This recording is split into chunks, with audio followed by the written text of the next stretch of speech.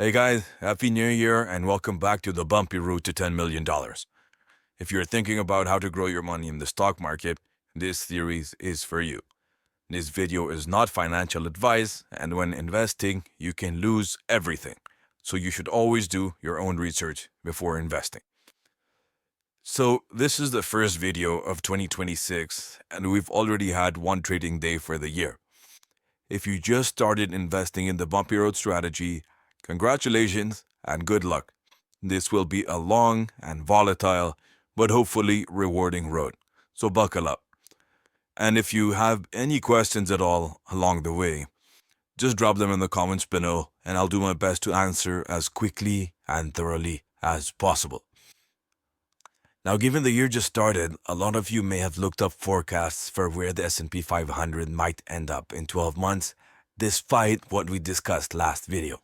We are human after all, and studies have shown that forecasts, even if they are wrong, give us a sense of security. Well, if you were one of these people, you would have found that the consensus of the so-called experts is that the S&P 500 will land somewhere between 7,500 and 8,000 by the end of the year. In fact, some forecasts are even calling for the S&P 500 to end 2026 at over 8,000. But as previously emphasized, my friendly advice to you would be to ignore these forecasts as they will likely keep changing throughout the year depending on how the market moves. If in the first 2 weeks of January, the S&P 500 drops by 10%, for example, you can be certain that these year-end forecasts would change immediately. So in my view, this makes these forecasts meaningless. Remember, we should only be concerned with where we think the S&P 500 will be in a couple of decades, not years or months from now. And that will likely be much higher than it is today. Okay, so with that out of the way, today we will finish the last of our simplifying assumptions, which we call no catastrophe. Last week, we walked through what to expect on the upside through assumption number 2. Today, we'll talk about protecting the downside through assumption number 4. And assumption number 4 is that over the next 20-25 years or so, the S&P 500 will not experience a single day drop greater than 30%. Why are we discussing this assumption at all? Well, because if the S&P drops by 33.3% in a single day, then theoretically UPRO and SPXL would generate 3 times the daily S&P 500 return, would drop by 100% and get wiped out in a single day. This would obviously be catastrophic, even if we had put options in place to protect us. However, we assume this will never happen. And the basis for this assumption is both analyzing stock market history as well as rules that are currently in place that make a daily drop of more than 20% for the S&P 500 theoretically impossible. Let's start by looking at the largest single-day drop ever for the S&P 500. Around 40 years ago, on October 19th, 1987, the S&P declined by around 20% on a day known as Black Monday. There are a number of reasons often cited for why Black Monday happened, but notably it was not caused by a recession, banking crisis, earnings collapse, or anything like that. The largest likely driver for Black Monday was actually algorithmic trading and portfolio insurance. Basically, many institutions used computer-driven portfolio insurance strategies, and these models automatically sold stocks when markets fell to limit losses. As prices dropped, the computers triggered even more selling, which pushed prices further lower. So there was a kind of feedback loop. And because everyone was selling at once, liquidity vanished. There are a number of other reasons cited for Black Monday as well. For example, trading systems were slow and fragmented, and the market structure just couldn't handle the volume. As another example, there were concerns about stocks being overvalued and rising interest rates at the time. While the reasons behind Black Monday are interesting, they aren't really important for our purposes. What is important to know is that while Black Monday was the largest single-day drop in the S&P 500 ever, this decline is still well below our 30% assumption.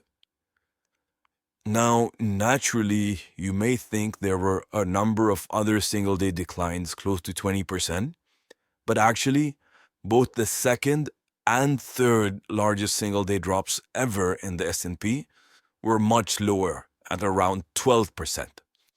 These were almost 100 years apart, the first being in October 1929, which was the Great Depression, and the more recent one on March 2020. The March 2020 decline was, of course, during the COVID-19 stock market crash when people thought the world was going to end, and still, this decline was only around 12%.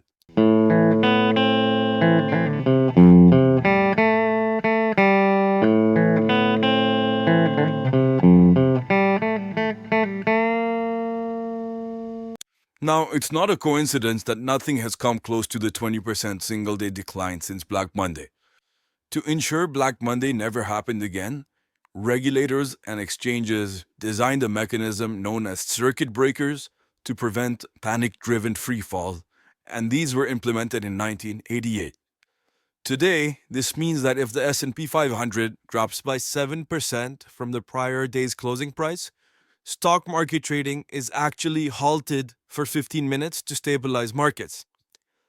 Then, when trading resumes, if the S&P 500 continues declining and drops by 13% from the prior day's close, trading is again halted for another 15 minutes. And finally, if trading resumes and the S&P drops by 20%, trading is closed for the remainder of the day. So, the rules today practically ensure that the S&P 500 will not decline by more than 20% in a single day, which means UPRO and SPXL daily losses are capped at 60%. While that is still obviously a massive decline, it eliminates the risk of wipeout on a single day due to the S&P 500 crashing.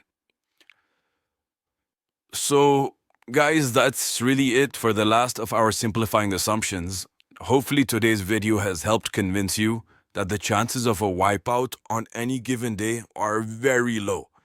But remember, even if such a wipeout unexpectedly happens and we've missed something here, we still have put options to protect our portfolio. For a detailed explanation of how puts protect us in a scenario where UPRO and SPXL both go to zero, you can watch episode 5 of the series called Put Option Magic. Now, if you've been following from the beginning, we have now covered the theory behind the strategy, and you should be in a good position to determine whether the strategy is a good fit for you and your long-term needs. Moving forward, we will track how the stock market and the securities we hold move on a weekly basis. Tracking returns any less frequently than weekly, for example daily, is going to be really bad for your blood pressure and is likely to give you brain damage. Also, I highly encourage you to tune in for next week's video, which will be titled Rules for Staying Alive. We will outline the most important rules of the strategy to maximize our chances of long-term survival and outperformance. Rules such as when to sell our levered ETFs in a given year, when to sell the put options, and when to add cash. If there is time, we will also discuss what is truly the worst-case scenario for this strategy. I hope today's video was interesting. Please don't forget to like and subscribe below. As always, thank you for your time, and I look forward to seeing you next week.